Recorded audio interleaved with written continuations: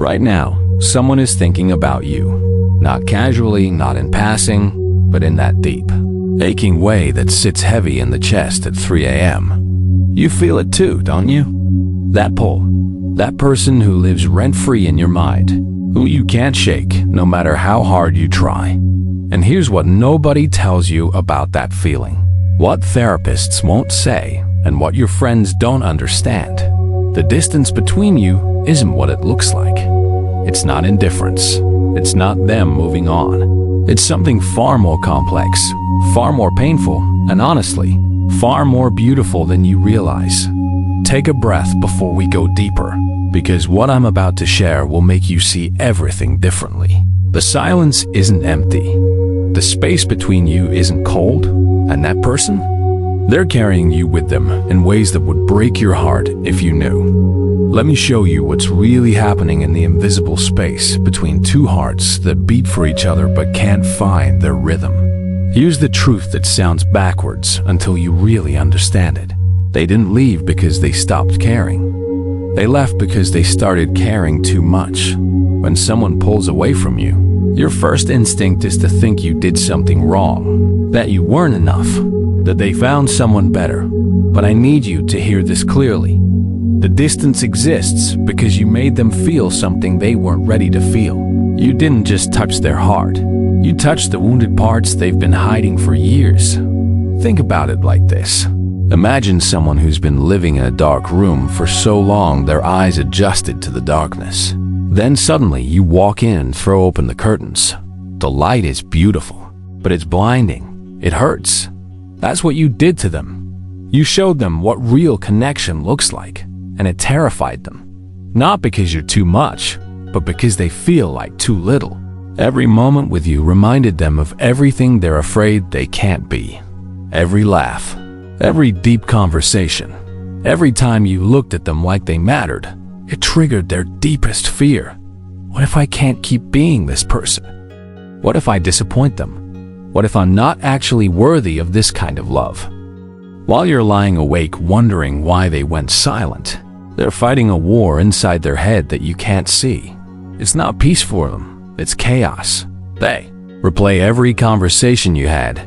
They remember the exact way you smiled at them. They think about texting you at least 5 times a day, but their thumb hovers over your name and freezes.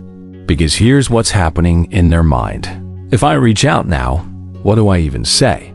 If I come back, what if I hurt them again? What if I'm still not ready and I make things worse?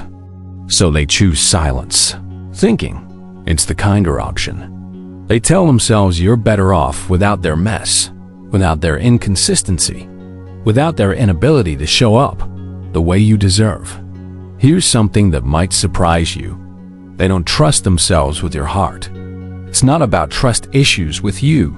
It's about knowing their own patterns, their own tendency to run when things get real, their own history of self-sabotage.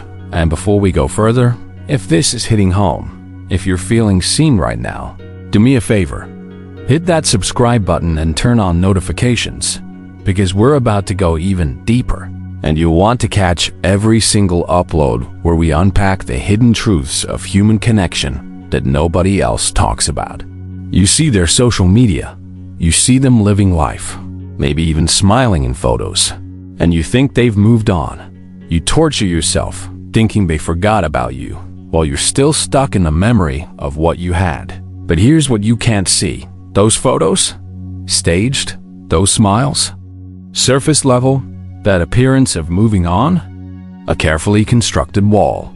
Behind every post, every story, every casual update, they're wondering if you'll see it. They're hoping you'll react. They're checking to see if you watched their story at 2 a.m. when they posted it thinking about you. I'll tell you about Marcus. He ghosted the woman he loved for 6 months, completely disappeared. She assumed he moved on, that she meant nothing. Then one day they ran into each other at a coffee shop, and when their eyes met, he broke. Right there, in front of everyone, he told her the truth. He thought about her every single day. He wrote texts he never sent. He drove past her street hoping to catch a glimpse of her car.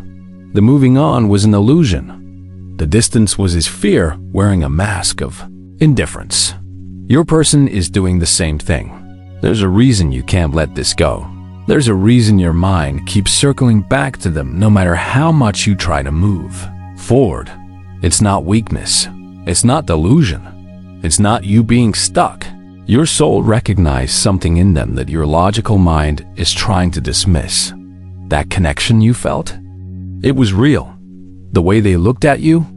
It meant something. Those moments of pure understanding? They happened. You're not making it up. The problem isn't that the connection wasn't real. The problem is that real connection requires real vulnerability.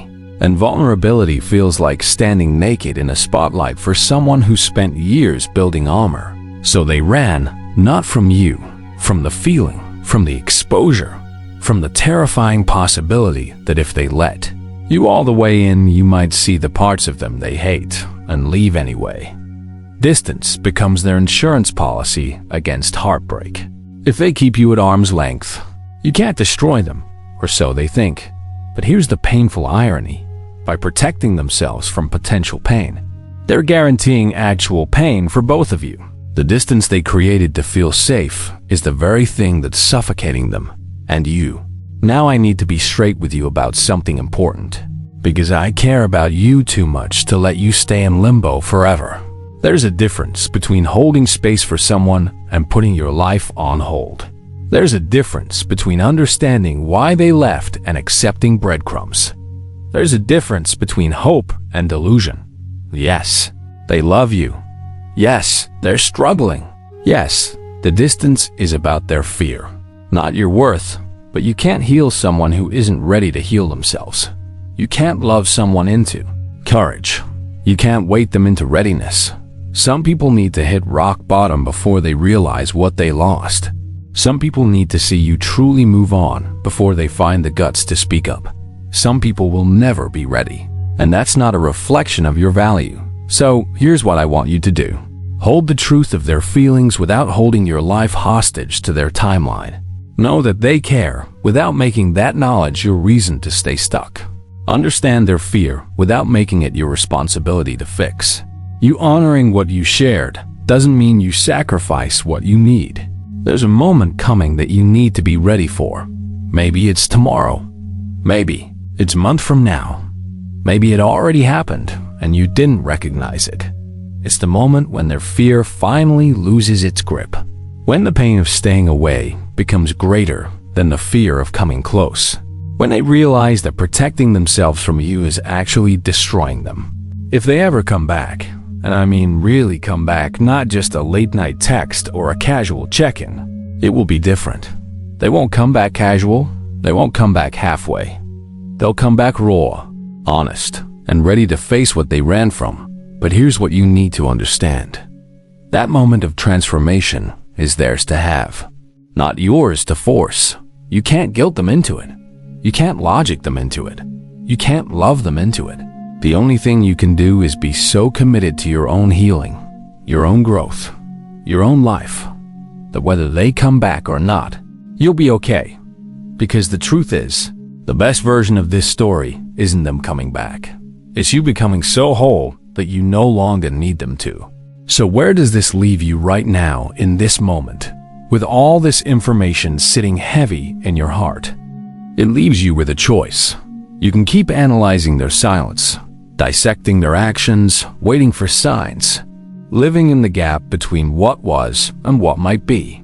Or you can take all that energy, all that love, all that capacity for deep connection, and turn it inward, not to become hard, not to close off, not to stop believing in love, but to become the person who no longer needs someone else's readiness to feel complete. The person in your mind does love you. That part is true, but the bigger truth, you loving yourself, choosing yourself, building a life so full that their absence becomes just a chapter and not the whole story. That's the plot twist they never saw coming. That's the ending that actually sets you free. And when you reach that place, something magical happens. Either they show up ready, and you get to choose them from wholeness instead of neediness, or they don't show up, and you realize you've already found what you were looking for. It was never in them. It was always in you. If this message hit you where you needed it, share it with someone who needs to hear it too. And remember, welcome to a community that sees you, gets you, and reminds you that your heart's capacity to feel deeply isn't a weakness. It's your superpower. The right person won't make you question it. They'll worship it.